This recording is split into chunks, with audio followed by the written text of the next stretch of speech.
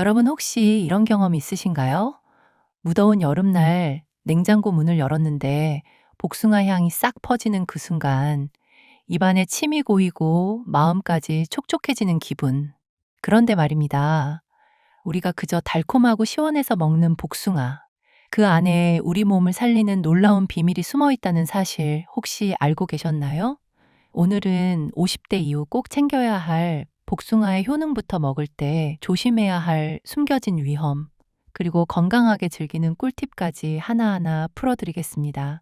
특히 요즘 들어 피로가 쉽게 쌓이고 피부가 칙칙하며 눈이 자주 침침하고 소화도 잘 안 된다면 이 영상이 아마 복숭아보다 더 달콤한 정보가 될 겁니다. 복숭아는 사실상 자연의 항산화 식품이라고 불러도 과언이 아닙니다. 비타민C는 물론 클로로겐산, 베타카로틴, 폴리페놀과 같은 몸에 좋은 항산화 성분이 풍부하게 들어있기 때문인데요.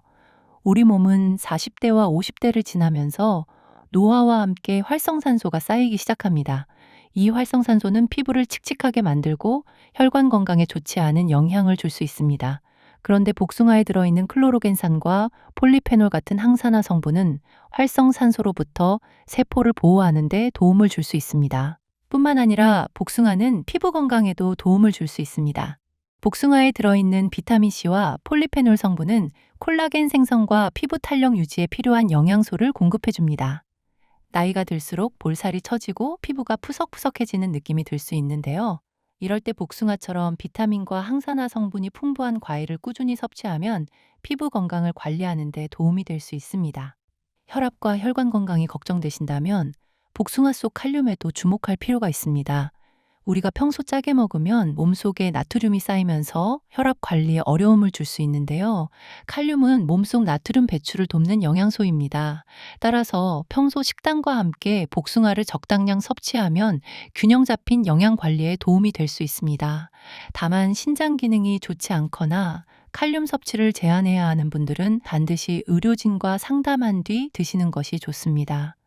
복숭아는 장 건강에도 도움을 줄 수 있습니다. 식이섬유가 들어있어 장 운동을 돕고 원활한 배변 활동에 도움이 될 수 있는데요. 평소 변비가 있거나 배가 자주 더부룩한 분들에게 간식으로 활용하기 좋습니다. 게다가 복숭아는 수분 함량이 높아 더운 여름철 수분 보충에도 도움이 됩니다. 칼로리도 비교적 낮은 편이기 때문에 적정량을 지켜 드신다면 부담 없이 즐길 수 있습니다. 혹시 눈이 뻑뻑하고 침침하지는 않으신가요? 스마트폰이나 TV를 오래 보시는 분들은 눈의 피로를 자주 느낄 수 있습니다. 복숭아에는 베타카로틴과 루테인, 제아잔틴과 같은 성분이 들어있어 눈 건강을 위한 영양 보충에 도움을 줄 수 있습니다. 물론 복숭아 하나만으로 눈 질환을 예방하거나 치료할 수 있는 것은 아니지만 다양한 채소와 과일을 함께 섭취하는 건강한 식습관은 눈 건강 관리에 도움이 됩니다. 그런데 아무리 몸에 좋은 복숭아라도 어떻게 먹느냐가 정말 중요합니다. 먼저 복숭아 껍질을 드시나요? 아니면 버리시나요? 복숭아 껍질 주변에는 폴리페놀 같은 항산화 성분이 풍부하게 들어 있습니다. 하지만 복숭아 껍질에는 잔털과 이물질이 묻어 있을 수 있기 때문에 깨끗하게 씻어 드셔야 합니다. 흐르는 물에서 손으로 부드럽게 문질러 여러 번 세척하고 표면에 상처가 있거나 상한 부분은 제거해 주세요. 복숭아 알레르기가 있거나 껍질에 닿았을 때 가려움이 생기는 분들은 껍질을 벗겨 드시는 것이 안전합니다. 그렇다면 복숭아는 언제 먹는 것이 가장 좋을까요? 위가 예민하거나 속쓰림이 자주 생기는 분들은 공복보다는 식사 후 간식으로 드시는 것이 부담을 줄일 수 있습니다. 다만 사람마다 소화 상태가 다르기 때문에 본인에게 편안한 시간에 적당량을 드시는 것이 가장 중요합니다. 그리고 이건 꼭 기억하셔야 합니다. 복숭아 씨는 절대 깨거나 갈아서 드시면 안 됩니다. 복숭아 씨 속에는 아미그달린이라는 성분이 들어있는데 많은 양을 섭취하거나 씨를 분쇄해서 먹을 경우 체내에서 독성 물질이 만들어질 위험이 있습니다. 건강에 좋다는 이야기를 듣고 복숭아 씨를 차나 분말로 만들어 먹는 행동은 피하셔야 합니다. 당뇨가 있는 분들도 복숭아 섭취량에 주의해야 합니다. 복숭아는 단맛이 나는 과일이기 때문에 한꺼번에 많은 양을 먹으면 혈당 관리에 부담이 될 수 있습니다. 개인의 혈당 상태와 복숭아 크기에 따라 다르지만 한 번에 반 개에서 한 개 정도로 양을 조절하고 과일 주스나 통조림보다는 생복숭아 형태로 드시는 것이 좋습니다. 혈당이 걱정된다면 견과류나 무가당 요거트처럼 단백질과 지방이 들어있는 식품과 소량 곁들이는 것도 도움이 될 수 있습니다. 알레르기 반응도 반드시 조심하셔야 합니다.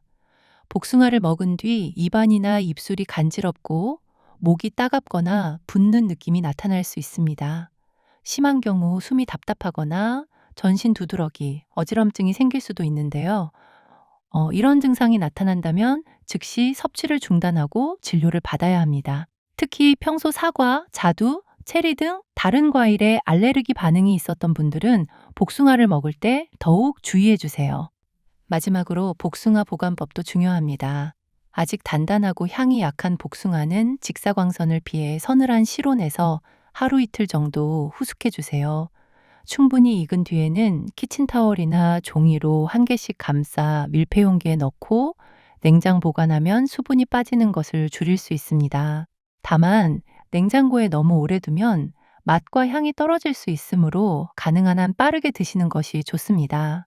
미리 잘라둔 복숭아는 공기와 닿으면서 갈변되기 쉬우니 밀폐용기에 보관하고 가급적 당일 안에 드세요. 이렇게 알고 나니 복숭아 하나에도 정말 많은 이야기가 담겨 있다는 것이 느껴지시죠? 복숭아는 비타민과 수분, 식이섬유와 항산화 성분을 함께 섭취할 수 있는 여름철 대표 과일입니다.